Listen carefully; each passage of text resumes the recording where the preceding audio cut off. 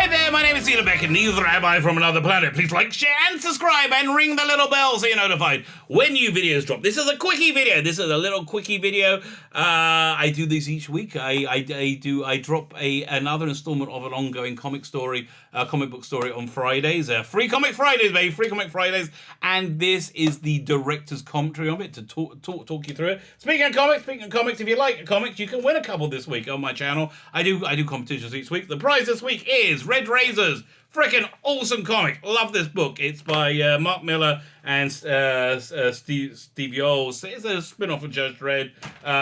Cynical, funny, that sort of thing. And Shakara, a bonkers sci-fi story. Great art, black and white, with a little hint of red, which I ripped off. I'm pretty sure I ripped this off to do the colouring on Red Ghost, which is a story we're going to talk about. So Red Ghost, I'll turn it on so you can look at it.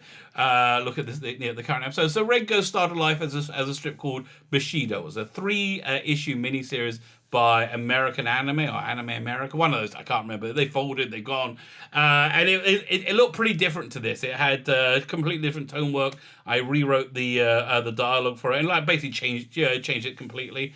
The basic story is this: starts off you got a pre-title sequence in issue 1 where you got a shogun, like a warlord, who's waylaid by some bandits from some political machinations going on, and he fights them and he is betrayed. He's betrayed by his daughter, and he gets killed. Then it cuts to hundred years later. It's in the future. It's a post-apocalyptic future, and a man in a giant red battle suit wakes up in the snow. The samurai warrior, the shogun warrior, samurai, who is in the pre-title sequence, also was the only thing in red. The only thing in red is him.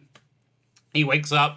He wakes up in the snow. There's a woman being attacked by a yeti or a bunch of yetis, I can't remember, and he fights them off. But she actually doesn't need him at all. She fights him off for her, and he gets himself knocked out. She takes him back to her place. He lives, the Detsen monastery. We have a bit of an info dump. Electricity has been impossible to generate for the last few hundred years since there was a war with Mars, and they in defeat they let off this thing that has made electricity impossible to generate. So you've gone back into like this feudal this feudal type of society. So the guy, was it Seijan, who I named after a very good Indian restaurant that I used to go to here in Israel before it closed down, which is very sad.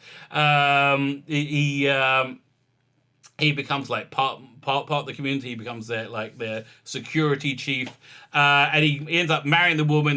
They kind of live happily ever after. So that's the end of episode 1, issue 1. Issue 2, it's a few years later. He's married. He's domesticated. He has a couple of kids, and the kids get into trouble. So something I didn't mention yesterday, last week in the commentary is anybody connected with him gets genetically connected with him does get this red coloring. So there is a connection to the guy in the pre-title sequence, and there's also a connection with the kids, but the kids have a slightly lesser red.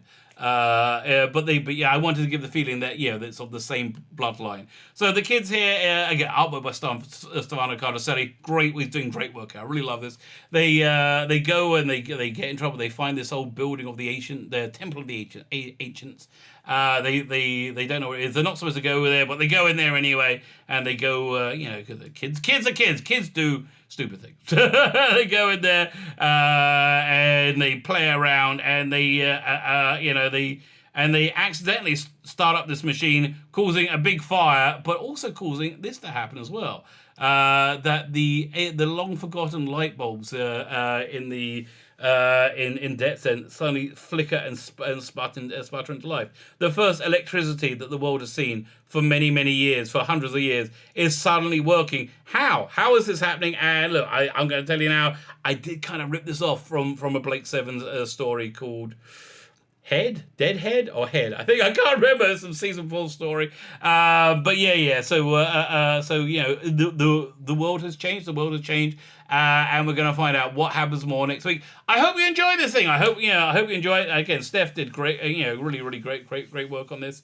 So good.